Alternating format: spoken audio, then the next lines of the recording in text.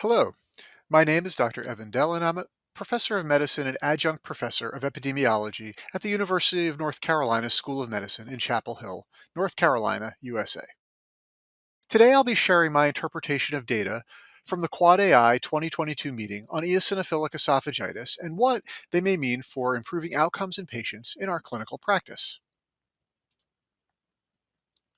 The learning objectives are to summarize recent clinical evidence on the complex pathophysiology and manifestations of EoE, outline the chronic nature of EoE and the impact on patient quality of life, and assess the latest data for emerging treatments for EoE and their impact on clinical practice. We're going to start with a set of abstracts that look at the complex pathophysiology and manifestations of EoE and highlight some of these topics. The first abstract is assessing perinatal factors and risk of developing EoE. This was a nationwide prospective study nested within the Danish Health and Administrative Registries. And its goal was to investigate the impact of perinatal exposures on the risk of EoE. And one of the benefits of this kind of data source is that everybody in the entire country is captured. And so from birth years 1997 to 2018, which were the study years, they could assess all pediatric EoE cases in the entire country. They chose sex and age matched cases and controls, and ultimately analyzed 393 cases and almost 3,700 controls. When they compared cases to controls in terms of certain perinatal and early life factors, the strongest evidence of association for EoE was with gestational age. So the shorter the gestational age increased the odds of EoE by 2.5. Additionally, NICU admission increased the odds of subsequent diagnosis of pediatric EoE by an odds ratio of 2.4. There was a trend of association for pregnancy complications and no evidence of association for gestational weight or cesarean delivery. And so this study adds to our growing knowledge of early life and particularly perinatal factors related to risk of subsequent development of pediatric EoE. And in this study, particularly, preterm delivery and NICU admission were associated with the development of EoE. The next study is assessing a multi-state birth cohort and specifically looking at the incidence of pediatric allergic conditions, including EoE. And the goal was to examine rates and characteristics of these patients.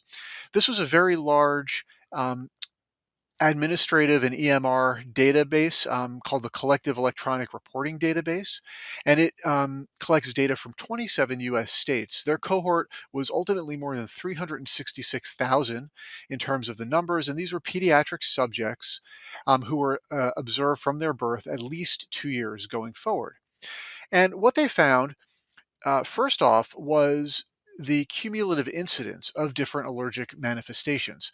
So, for example, atopic dermatitis was seen in 8.7% of subjects, IgE mediated food allergies in 3%, asthma in 14.3%, allergic rhinitis in 13.2%, and eosinophilic esophagitis in 0.07%.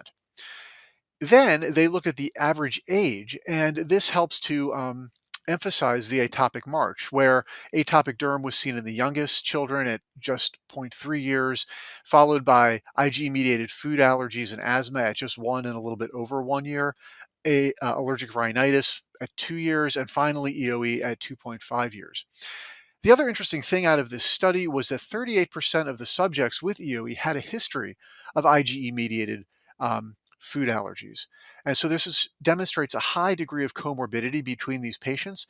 And as you'll see in some of the subsequent abstracts that we'll discuss, highlights possible populations to have a high suspicion for EoE and potentially even think about screening. The next set of abstracts to discuss relate to the role of IgG4 in EoE.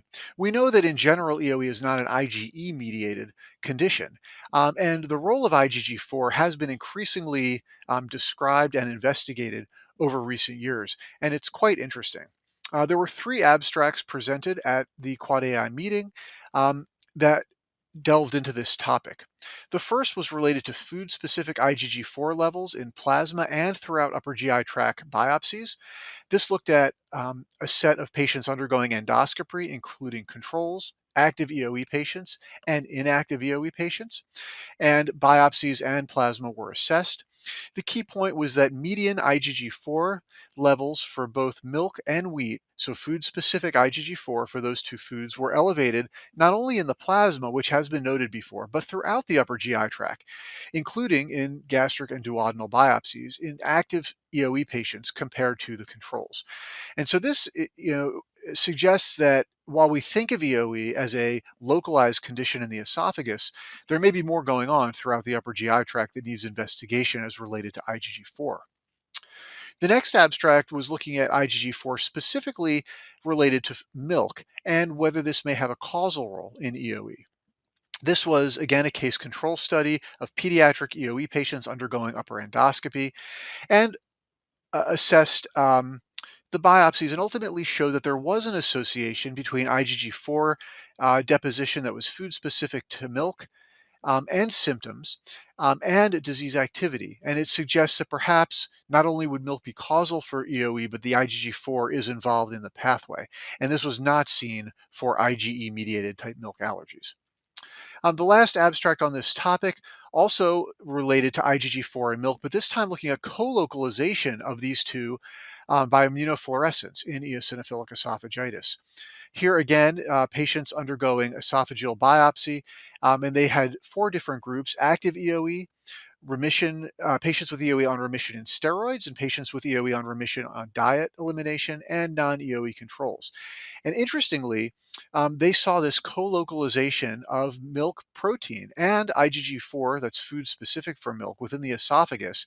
And this was much decrease in the patients in remission, and of course also essentially not seen much in the control patients. And so this raises the question of whether there's direct interaction between a food antigen, such as the protein in milk, and IgG4. So very interesting in terms of thinking about some novel aspects of EoE pathogenesis. The next abstract is looking at other inflammatory cells, specifically mast cells in EoE. And this was a study that was specifically looking at characterizing the esophageal mast cells in EoE. And so this study took 3 groups: active patients with EoE, EoE in histologic remission, and controls, and performed single cell RNA sequencing on the esophageal biopsies. And they had almost 40,000 cells that they examined, of which about 5% were mast cells. And they noticed that there was a dynamic expansion of the mast cell genes across EoE. In particular, they noted that the mast cells were mostly located in the lamina propria in homeostasis, but in patients with active EoE, the mast cells had an activated phenotype. They were prominent producers of esophageal IL-13, which we know is a key cytokine in EoE pathogenesis. And there were 2 separate pro-inflammatory mast cell populations that emerged. There was a transient population, and there was a persistent population, and this latter population was detected even despite disease remission. So this shows really at a highly detailed single cell level that there is some diversity in mast cell populations, and they're quite active in EoE disease pathogenesis. The final 2 abstracts I'd like to discuss also talk about EoE pathogenesis, and they're using mouse models to delve into this in more detail. The first model is an IL-33 overexpression model where the epithelium of the esophagus in the mice overexpresses IL-33. And in this first abstract, they really categorized and characterize this model and how IL-33 is involved in EoE pathogenesis. When the IL-33 was overexpressed, they could see clear signs on biopsy of not only esophageal eosinophilia, but proliferative changes such as basal zone hyperplasia, and other epithelial abnormalities. When then they crossed that model with a model deficient in the IL-33 receptor, they no longer saw this EoE phenotype, showing that the model was really dependent on EoE. Next, when they crossed it with a mouse that was eosinophil deficient, interestingly, they continued to see an EoE phenotype, suggesting that the eosinophils themselves were not critical for that phenotype. And in the context of that last abstract about mast cells, of course, there are other inflammatory cells present, and this provides more evidence from that. And then last, they had some mice that were treated with corticosteroids, and this model with the IL-33 overexpression was steroid responsive. So this seems to be a model that may recapitulate many of the features we see in humans and um, provide some insight. Now, the same group took their work a step further and looked at another set of pathogenesis that is not necessarily cytokine induced, but instead focused on the barrier function. And here they used an oral detergent, which was sodium diacetyl sulfate, or SDS, to assess its effect on barrier function. They first looked at this in air-liquid interface models and showed that that detergent did decrease barrier function and at the same time, interestingly, increased IL-33 gene expression and decreased expressions of barrier integrity. Then, using a totally different mouse model, they had mice ingest the SDS detergent in regular, otherwise drinking water, and compared this to mice just drinking untreated water. What they saw was that an EoE phenotype very similar to what they saw in their IL-33 model was present with just the detergent in the water. And similarly, they saw that this seemed to be an IL-33 dependent process. So taken together, these abstracts are quite interesting in showing upstream alarmin type cytokines as critical for EoE pathogenesis, and potentially these models being very helpful to start to understand that pathogenesis in more detail. So in summary, for these set of abstracts, we see that there's a set of early life features and that seem to predispose to EoE, and potentially, we know from other literature, potentially to other atopic features, and that the more atopic features that you have, in particular IgE-mediated food allergies, this may also increase the risk of EoE. And when we're thinking about development of EoE, we're seeing things now far beyond just the eosinophil in pathogenesis. We're seeing the role of IgG4, we're seeing the role of non-eosinophil inflammatory cells like mast cells, and we're seeing the role of alarmins like IL-33 and the importance of barrier function as a instigator in EoE, which brings us actually right back to those early life factors and wondering how those might interact with barrier function to actually set up EoE pathogenesis and explain some of the increase that we're seeing in incidence. Next, we'll move on to a set of abstracts that's looking at the chronic nature of EoE and the impact on patient quality of life. The first one of these assesses a longitudinal association of parent and child patient-reported outcomes in EoE, and this is a multi-center study conducted by the Seeger Group, the Consortium of Eosinophilic GI Disease Researchers. And the goal here was to understand the relationship between patient and parent self-report, but over time. Previously, some data have shown that at initial presentation that there is actually good correlation. So this was a multi-center prospective cohort that was enrolled, and almost 300 patient and parent dyads were followed over up to almost 5 years, and more than 700 questionnaires were assessed. Age breakdown was about a third under 7 years old, a third between 8 and 12, and about a third 13 and above. Um, and what you could see, first of all, is over time, there tended to be an improvement in both the patient, the children's report of their um, symptoms and quality of life, as well as the parent report. So, in general, over time, people seem to improve. Now, of course, in general, they were being treated and cared for over this time. But then the key point is that there was a high correlation between the parent and child symptom report as measured with an instrument called the PEAS V2, or the Pediatric EoE symptom score version 2. And this good correlation held regardless of whether patients were younger or older. Um, Interestingly, there were some associations between sex and race, with female and black children reporting worse symptoms, and these types of disparities need to be followed up in more detail. But at the end, this moderate to strong correlation between the child and parent report helps us learn how to assess patients over time with EoE. And it's I think, reassuring that parent report is as good as patient report. And so this proxy reporting, particularly in younger children, can be very important. Next, we'll turn to some real world data looking at disease burden for overlapping eosinophilic diseases. And here, the aim of this abstract was to evaluate the disease burden of patients with overlapping eosinophilic diseases, including EoE. And this was using retrospective data from a large claims database. Um, Ultimately, between 4 and 500,000 patients in this database were assessed, and they had a large number with at least one overlapping eosinophilic disorder. Interestingly, they were focusing here on asthma, chronic spontaneous urticaria, and EoE. And there was more than 400,000 patients, or half of asthma patients identified had more than one overlapping eosinophilic disorder. Same thing, about half of the chronic spontaneous urticaria patients had at least one overlapping eosinophilic disorder, and 38% of the EoE patients, almost 14,000 identified. Now, among the patients with asthma or the chronic spontaneous urticaria, um, the rates of eosinophilic disease overlap was higher in patients with elevated blood eosinophils as well, but in EoE this was not the case. The blood eosinophils were not associated with this overlap.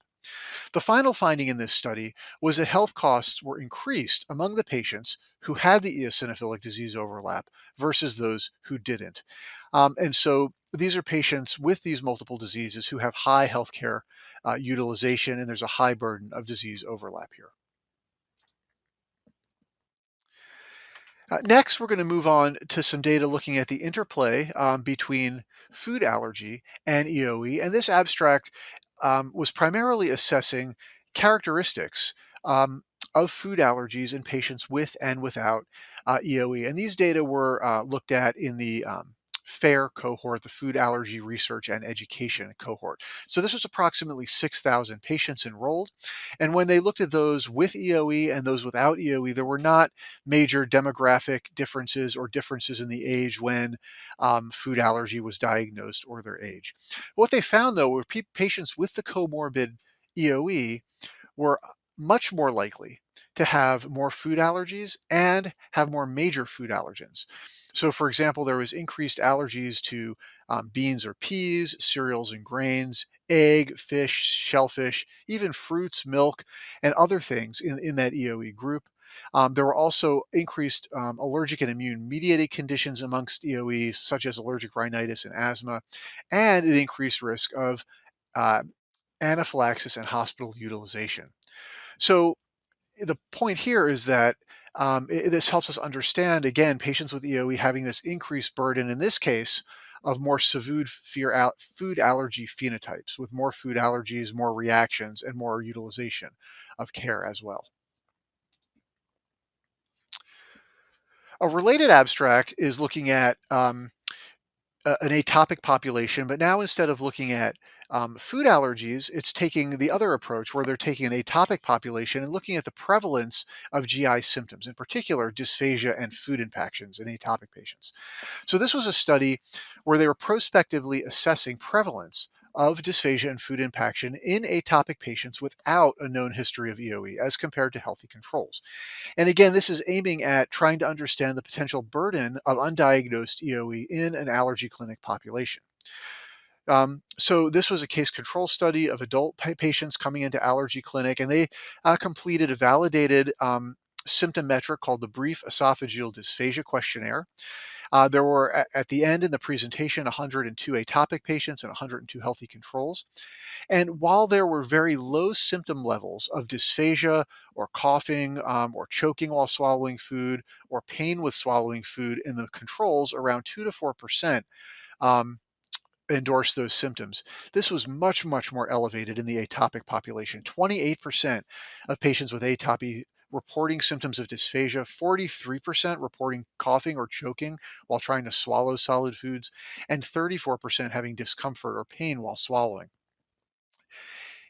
Um, in addition, there was a high increase in the odds of dysphagia as you have an increasing number of atopic diseases. So an odds ratio of 5.3 for increasing number of atopic conditions.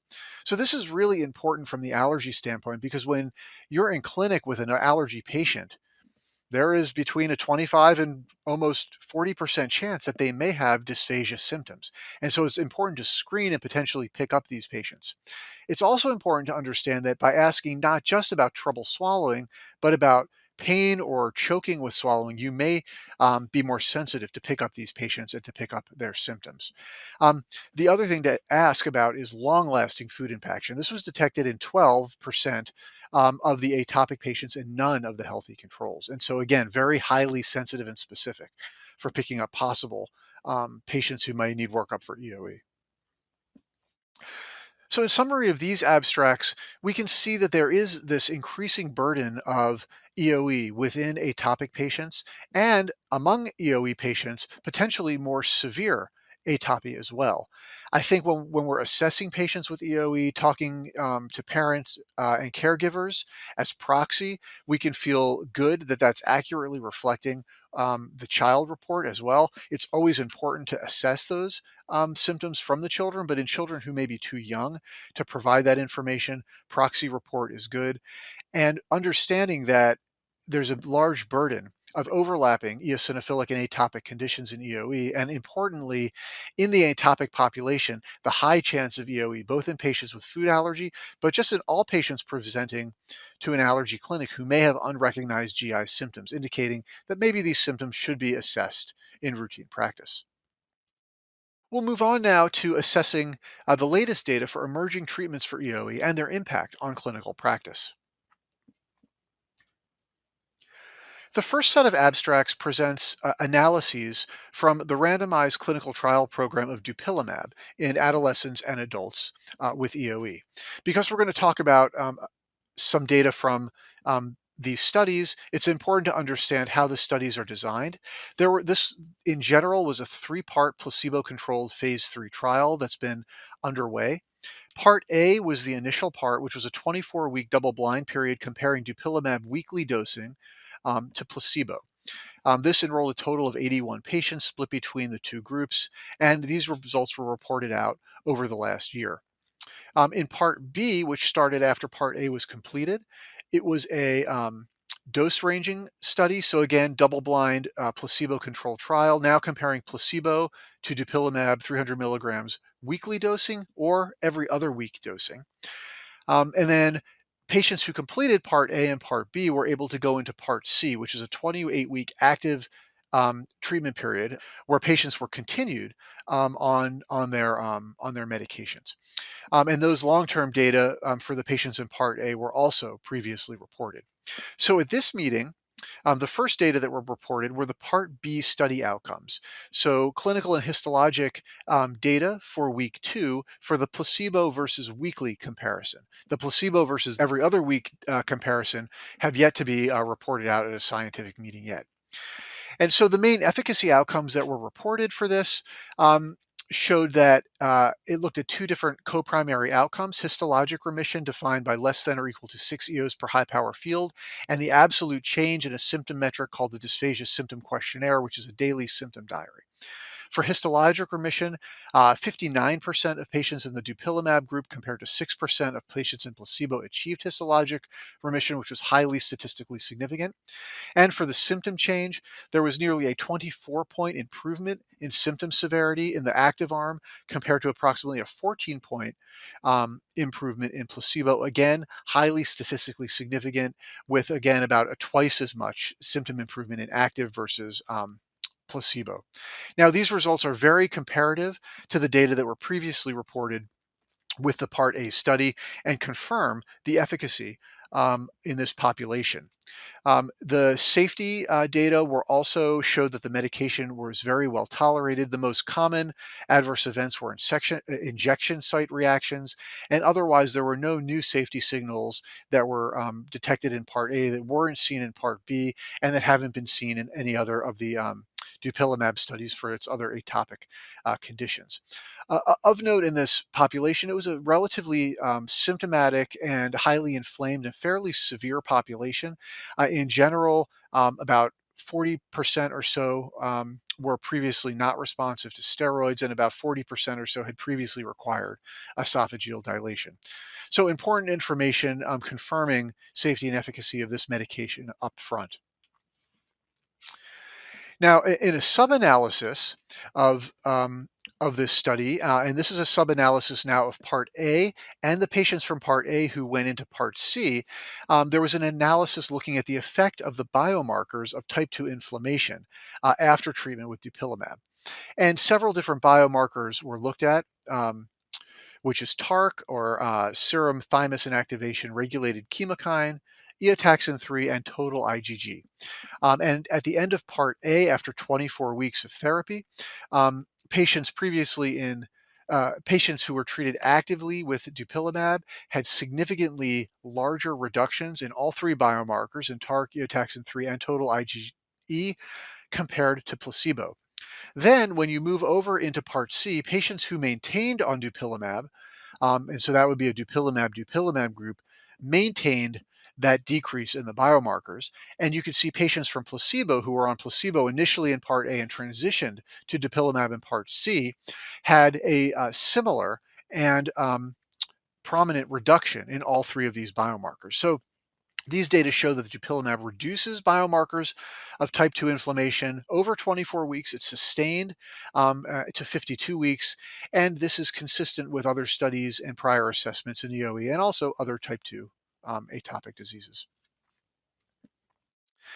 The next abstract to assess also is focusing on dupilumab, but this is outside of the clinical trial program and is a retrospective study looking at dupilumab in EoE when it's used for other indications that are not EoE, but that are otherwise approved for dupilumab. So, for example, asthma or atopic dermatitis or chronic rhinosinusitis with nasal polyps. So this was a single center study. They collected data from chart review, including demographics, histology, symptom scores, treatments, and found a total of 45 patients with EoE who had dupilumab used primarily for another indication, because of course this would be off-label for EoE.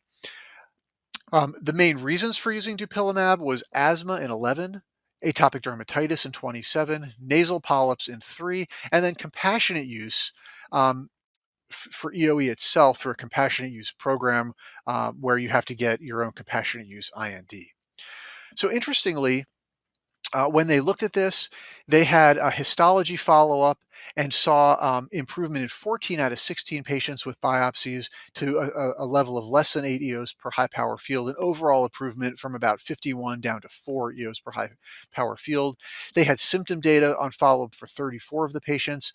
There were 6 patients who actually had no symptoms, and so 28 of the symptomatic patients, of 28 of them, all improved. They were able to reduce other EoE medications and expand diet in 29 of the patients. And they had general improvement in their clinical disease in 39 of 41. So this is very interesting because it's our first data looking at dupilumab in patients with concomitant atopic conditions who happen to have EoE. And in addition to this, the medication controlling that primary atopic condition, it seems like it's improving EoE in the large majority of patients as well. The next abstract to look at is focused on what about combined biologic therapies in allergic diseases. The last treatments we were looking really just at one biologic. And here, what about when multiple are used? Of course, this would generally be off-label because nothing's been studied in combination form yet. But in this study, which was a single center retrospective chart review, they identified 25 patients treated with at least 2 biologics simultaneously. And this may have been for treating 2 different conditions, or because the treatments were not fully responsive to one. They collected the usual data from chart review as well. And in their patients, they had 11 who were on omalizumab and mepolizumab, 6 on omalizumab and dupilumab, 4 on omalizumab and benralizumab, 3 on mepolizumab and dupilumab, and 1 on 3 biologics, omalizumab, dupilumab, and mepolizumab. So overall, you can see there were 5 different combinations of biologics, and there were 12 total different combinations of conditions that were being treated. Asthma was the most common. Overall, 15 of 25 patients reported symptom improvements. And most importantly, I think for a study like this, they did not see any adverse events with the combination of therapies. So this may be a reasonable approach in difficult to treat patients or patients with multiple conditions requiring different mechanisms of actions of the biologics. But of course, longer term treatments, more systematic use of this and study of adverse effects and of also cost benefit are going to be needed until this can be routinely recommended. The next abstract is looking at how we assess outcomes in some of the clinical trials of biologics for EoE. And this is a study looking at the concept of dysphagia days as an alternate EoE clinical response measure. We heard about the Dupilonab clinical trials using the dysphagia symptom questionnaire, which is a dysphagia score. This abstract is an ad hoc analysis of the HERO study, which evaluated the use of cendakimab, an anti-IL-13 receptor antibody, versus placebo in patients with EoE. And their primary analysis used something called the modified dysphagia symptom diary. But in this analysis, they looked at dysphagia days. And this is a concept where a dysphagia day was defined as a yes to the question that asks, during any meal today, did food go down slowly or get stuck in your throat or chest? So if a patient answers yes to that, and that was a question in that daily diary, then they would have a dysphagia day. The rationale for this is that it's very objective.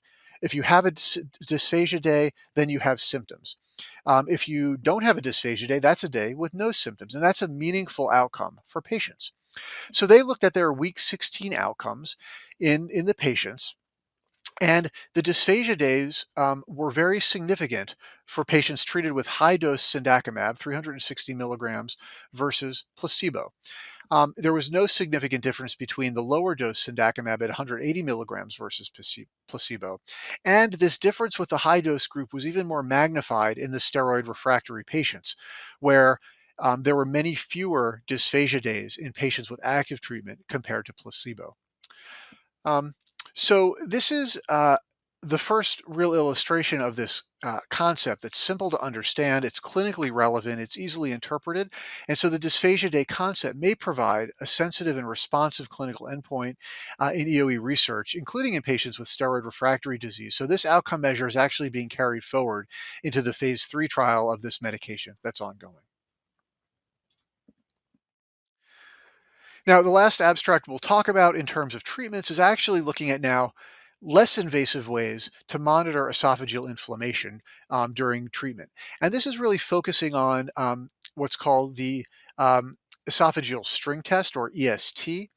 This is a technique where small capsule that's attached to an absorbent string is swallowed. The capsule dissolves, the string indwells in the esophagus for an hour, and then is removed. While it's in the esophagus, it can absorb various inflammatory factors related to EoE, and then those factors can be measured and then used to track eosinophilic inflammation on biopsies. And previous work by this group has not only developed but has validated the 1 hour string test to be quite accurate compared to esophageal biopsies, in particular for measuring the eosinophilic major basic protein, a granule protein in the esophagus, and eotaxin 3, one of the chemokines that draws eosinophils into the esophagus. So this study was taking that work a step further and had the aim to longitudinally monitor mucosal responses to treatment in EoE with this string. So 15 patients were enrolled with EoE, 7 children, 8 adults, and patients were included if they had undergone 2 or more of these string tests over time for assessment of treatment response for EoE. Now, in addition to doing the test and measuring these factors, this abstract was looking at a calculated Eoe score, which predicts the probability of having active disease or not. And the score they felt from prior work that best reflects active disease is a cutoff of 0.53. So what they saw that eotaxin 3 and major basic protein both separately were significantly correlated with disease activity before and after treatment as compared to biopsy. And that the Eoe score itself significantly correlated with the EoE disease activity before and after treatment based on the peak eosinophil count on biopsies. And it was highly accurate in correctly identifying patients with active disease. It did this for 7 of 8 of the adults and 7 of 7 of the children. Um, and that was particularly for detecting remission. So this shows that a less and minimally invasive technique like the string test has good accuracy longitudinally in the same patients for assessing eosinophil related inflammation as compared to biopsy, and may be a way going forward to feel comfortable about assessing disease activity without requiring endoscopies. So what we've seen for this set of abstracts is that there are a number of emerging treatments for EoE. We see safety and effectiveness now of Dupilonab in Part B of their phase 3 trial program, with very similar results as to Part A. We know that in Part A, as patients transition to Part C, the symptoms and histology remain in effect, and now we see that the biomarkers of type 2 inflammation are also remaining decreased. um, we're seeing that patients, even outside of the trial program, who have other atopic conditions, can see their EoE improve. Of course, use for EoE continues to be off label at this time. We're seeing some initial evidence that combining biologics for atopic conditions seems to be well tolerated and may have some clinical benefit in. Difficult to treat patients with atopic conditions. And we're seeing for EoE ways to monitor disease outcomes, both in clinical trials with the concept of dysphagia days and potentially in practice longitudinally with less invasive monitoring techniques like a string, where we can assess eosinophilic inflammation. Thank you very much for watching this summary of data presented on EoE from the Quad AI meeting in 2022. I hope this has been useful for you.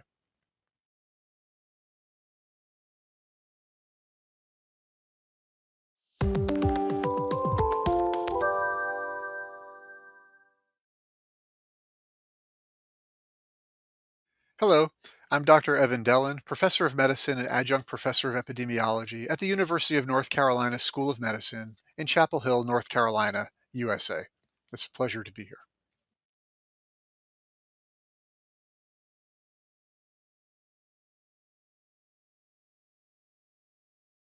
Yeah, this is a really interesting question, and I think gets to a heart of the matter really with EoE.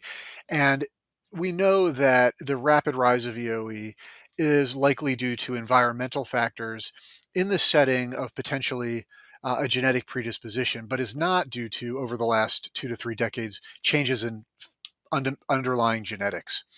And so what we're seeing with data from this meeting are a few things. One is the role of early life factors and exposures that can happen in the prenatal, perinatal, postnatal phase that may predispose to atopic conditions, including EoE, and potentially the role of barrier function and even maybe the microbiome in that process.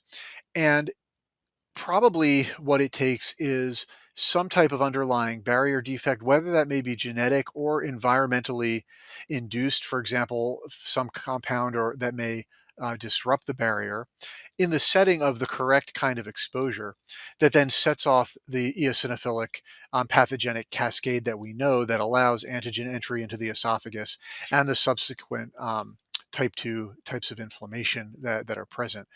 What's interesting is really from a research standpoint to speculate about the changes that have happened in the environment over the last 3, 4 decades, and really delve into those as potential causes, and whether that may be changes in food growth and production or packaging, different medications, use of antibiotics or antacids, changes in packaging, the hygiene hypothesis where we're just growing up too clean and losing immunotolerance and seeing the same kind of trends of increases across allergic and autoimmune diseases. It's really interesting, but now we're starting to see exactly how these can impact EoE disease pathogenesis.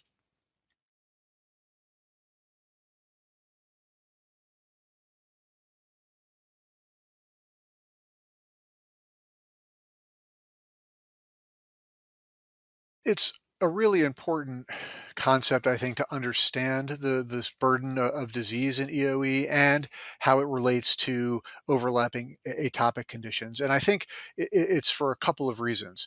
First, it really emphasizes the multidisciplinary nature of managing EOE. So for me as a gastroenterologist, I'm very comfortable with diagnosis, treatment, monitoring of EOE, and the science around that. But for the patients, it's important for me to recognize they have this high burden of atopic diseases that I am not familiar with optimizing and treating. And that's where I turn to my colleagues and collaborators to really optimize the management of the EOE patients.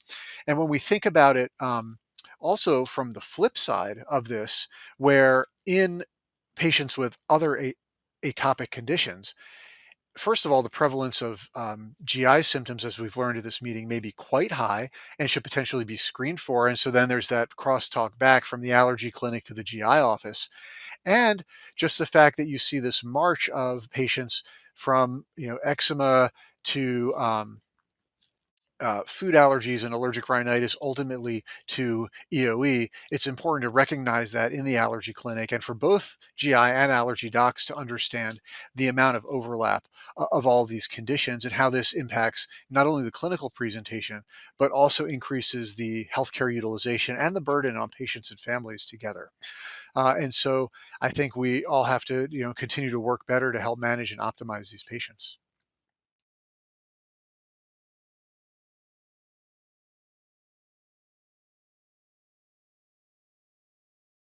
So the data, I think, as a whole shows that dupilumab is effective and also safe for treatment of EOE, both compared to placebo at 6 months of treatment and with an additional 6 months of treatment as well. And so what this implies is that it may be an important part of our therapeutic options if it does become approved and EOE becomes an indication for treatment. Um, I think one of the key questions is where may we use this medication were it to be approved for EOE?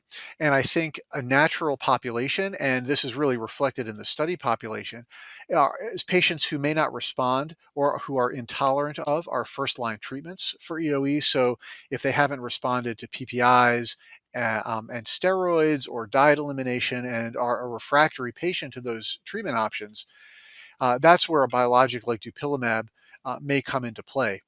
I think what's also intriguing to speculate about, particularly based on the discussion we just had about the burden of multiple atopic conditions, is can you identify certain patients with EOE almost from a personalized or individualized medicine standpoint who may benefit from this medication, whether it's due to their own personal EOE physiology, perhaps with a high type 2 phenotype, or if they're a patient that has multiple atopic conditions and can benefit from one treatment. Now, again, these would all have to be supported by future data and studies going forward. But I think those are some of the clinical implications that we know of, that we have potentially a medication coming down the pike that can be effective for our hard to treat EOE patients.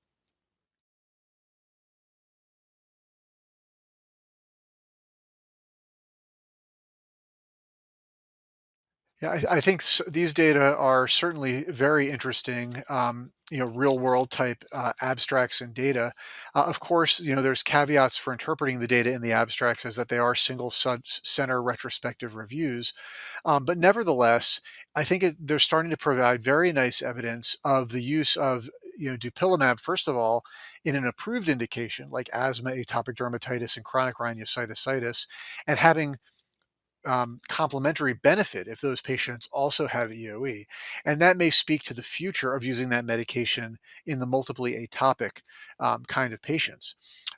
In terms of the overlapping in multiple biologics, I think that's also an interesting concept. If you have a patient who has urticaria and severe asthma and that's not fully controlled on omalizumab, adding um, dupilumab to that, or if you have somebody with severe atopic dermatitis who also has a hypereosinophilic syndrome, having a combination of dupilumab and mepolizumab, with a Th2 and an anti-eosinophil kind of combination, I think is very intriguing.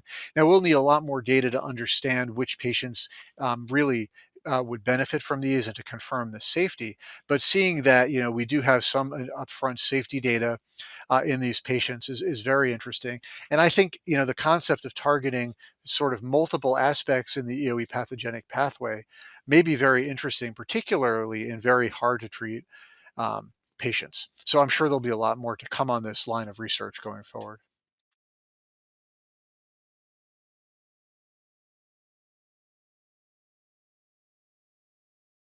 There were a tremendous number of of EOE abstracts, and it was wonderful to see really the breadth and depth of science going on there. And I think we could see from epidemiologic studies to real world data type studies through a host of pathogenic um, studies with many different focuses, and not just focusing on EOE, but looking at different pathogenic mechanisms like IgG4, looking at different inflammatory cells like mast cells, looking at barrier function and alarmins, and seeing that new knowledge being developed, and then seeing how treatments are being applied from this pathogenic knowledge. I think it was a really nice example of how sort of multidisciplinary, collaborative, and team science gets you this entire perspective. And I think it's one of the reasons that we're being able to make rapid progress in the condition, and with the ultimate goal of bringing new treatments to our patients and improving their symptoms and quality of life going forward. So it was very encouraging to do that, and it was great to be there face to face and see some colleagues who we've only seen on Zoom for a while. So that was a nice bonus as well.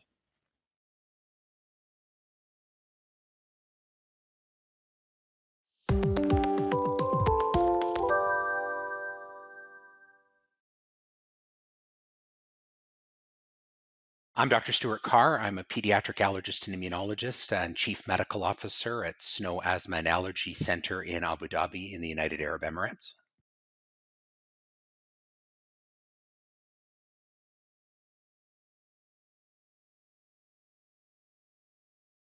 Well, it's clear that EOE has been increasing in both incidence and prevalence over the last few decades, and not all of that can be attributable to or attributed to increased recognition and diagnosis, which was our initial thought.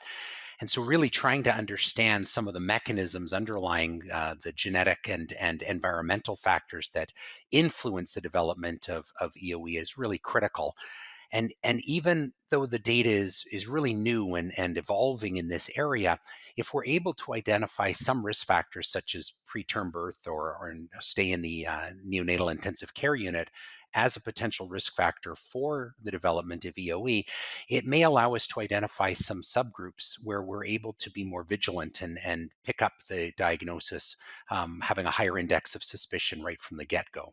And evidence now that mast cells may be sufficient to trigger many of the pathological changes and symptoms associated with this condition is really important to our understanding of a condition that really is more complicated than its name would suggest.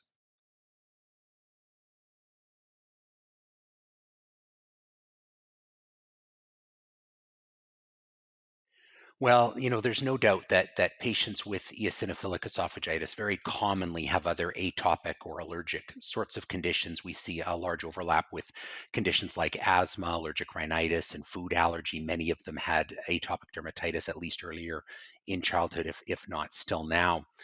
And I think that this is important for a lot of reasons. First, the data that we're seeing shows that not only are these conditions commonly occurring in concert in the same patient, but that they end up resulting in both increased costs to the healthcare system as well as increased health burden and decreased quality of life for our patients. There seems to be what is essentially a dose response where the more allergic conditions you have, the greater the severity and the greater the overall impact on your health and quality of life.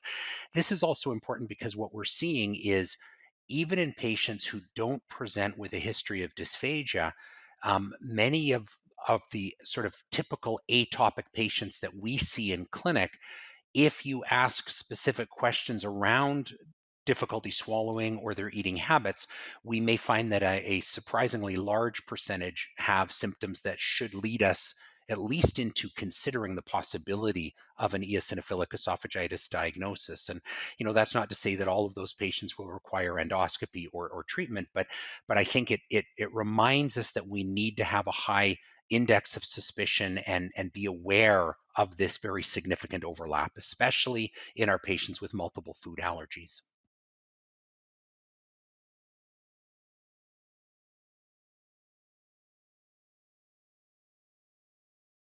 Well, these are very exciting data for us to see, and something that we've been waiting for quite a while. As unfortunately, previous attempts with different biological agents for this increasingly recognized condition have been a bit disappointing. And we've sometimes seen significant improvement in histology, but without necessarily a corresponding impact on symptomatology. And the data from this trial show both a very impressive and marked improvement in histopathological changes, as well as a corresponding improvement in dysphagia, which is really the key to this. It's a condition that requires both symptoms and histology to diagnose, and really any treatment needs to target both of those as well. And what that also tells us is that um, um, that a drug that targets multiple different mediators of this inflammatory pathway may really have greater success than some other attempts that we've made in the past. And I think also, really importantly, a very encouraging safety profile is emerging in studies of both eosinophilic esophagitis and, of course, other associated conditions with dupilumab.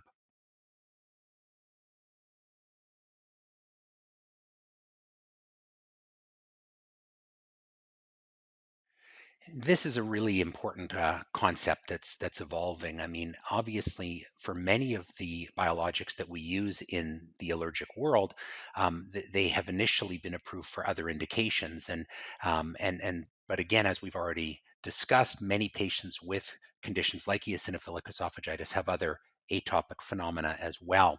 And so, knowing that patients with severe asthma or nasal polyposis or severe atopic dermatitis may benefit from use of a biological agent for those primary conditions, and then being able to see the impact that that therapy has on their other allergic conditions, whether it's corresponding allergic rhinitis or eosinophilic esophagitis or food allergies, is really exciting. And it gives us a lot of enthusiasm about the potential to use biological agents to treat these patients with overlapping atopic conditions. And then, really on the very cutting edge of this, is the idea of using multiple biological agents for a single patient.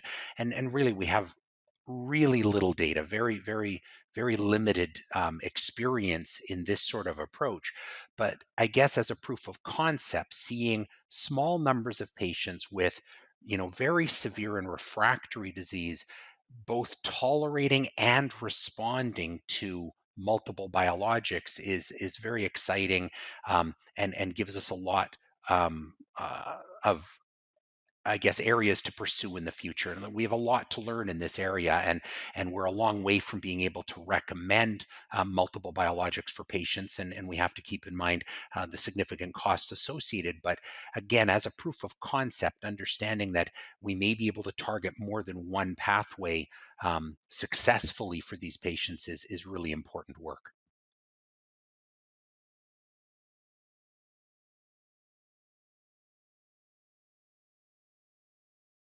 The things that really caught my eye, I think the appreciation that many patients in an allergy clinic who do not have a history of food impaction or overt complaints of dysphagia actually score high on dysphagia symptom scores when asked very specific probing questions in those areas, was really revealing to me. And it does reflect what I've tried to do in my practice over the years, which is, in especially patients that I felt to be at a higher risk for having a problem like eosinophilic esophagitis, making sure that I would ask at least a few screening questions in that area much like we do in patients with allergic rhinitis, where we ask them some screening questions for possible asthma and vice versa.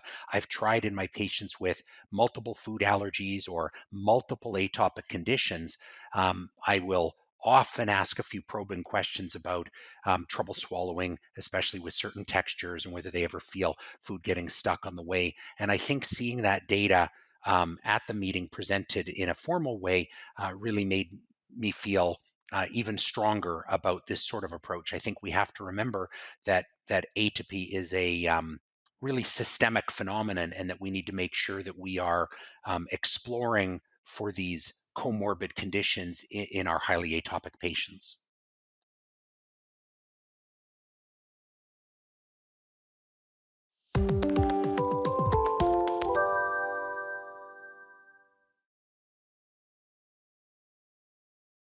Hello, I'm Alexandra Papadopoulou. I am from Athens, Greece. I'm the head of the Department of the Division of Gastroenterology and Hepatology of the first Department of Pediatrics of the University of Athens. And also I'm the chair of the AGID working group of ESPGAN.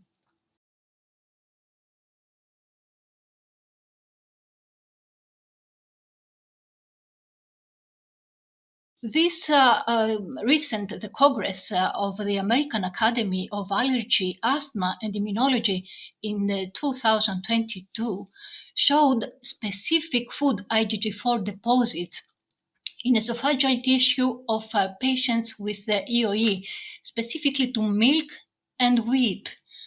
And the three studies actually were presented, and one showed increased concentrations of specific food IgG4, mainly milk, and one study wheat, in the plasma of patients with eosinophilic esophagitis with active disease that were decreased when histological remission was achieved.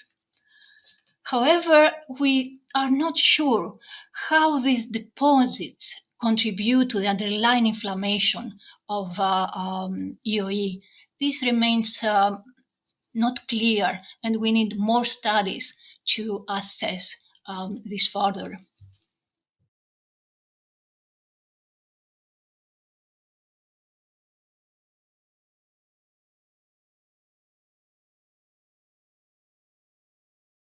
EoE itself is a disease that has a great impact on negative impact on the quality of life of patients and the families of patients with EoE.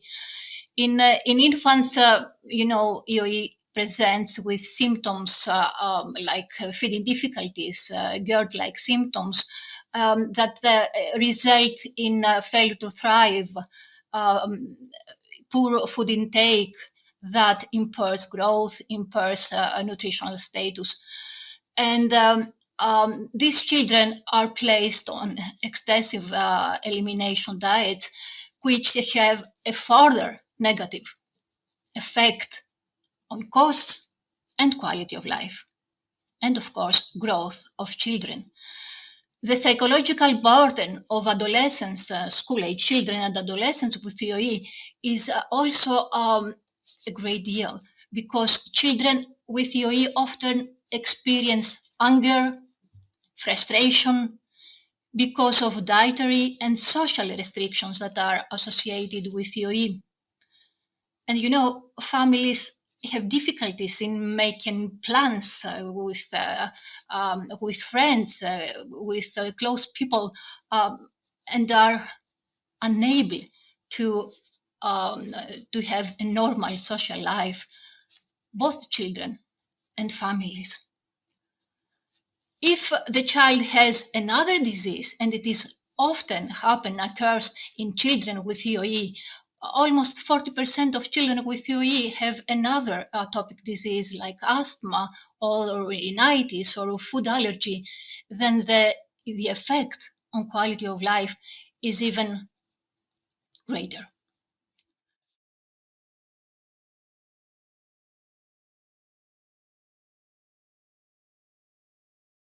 Dupilonab is a human IgG4 antibody that targets IL-4 and IL-13 receptors. downregulated the molecular pathways that drive the type 2 inflammatory process.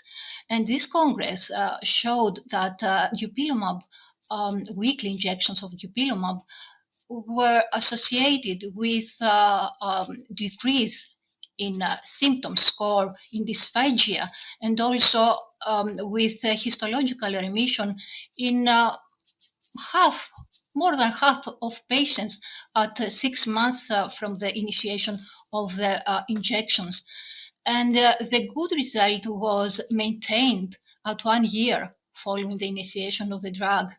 So these are promising results. Of course, we need to know the effect of the drug in different disease phenotypes and also in different age groups. But of course, the problem we face with Eoe, which is how to maintain remission, not how to achieve. We can achieve remission with the current drugs, with local steroids. The problem is how to maintain remission. And maybe biological targeting drugs to specific cytokines, such as Dupilumab, may be the answer. But we need, of course, more data in children because it is studied in adults and in adolescents so far.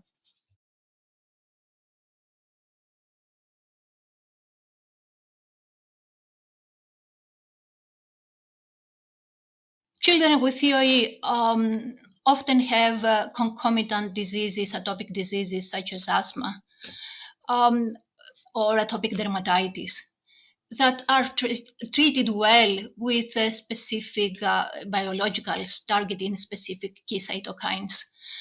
Of course, some of them are not useful in Eoe, such as IgE, because Eoe is not an IgE-mediated disease. The main conclusion that we can draw from the study presented in the Congress of this year is that the safety profile, not the efficacy, but the safety. And this is encouraging that almost the average follow-up of the patients was 20 months on combination of different biologicals, 20 months. So no adverse events were reported. And this is encouraging.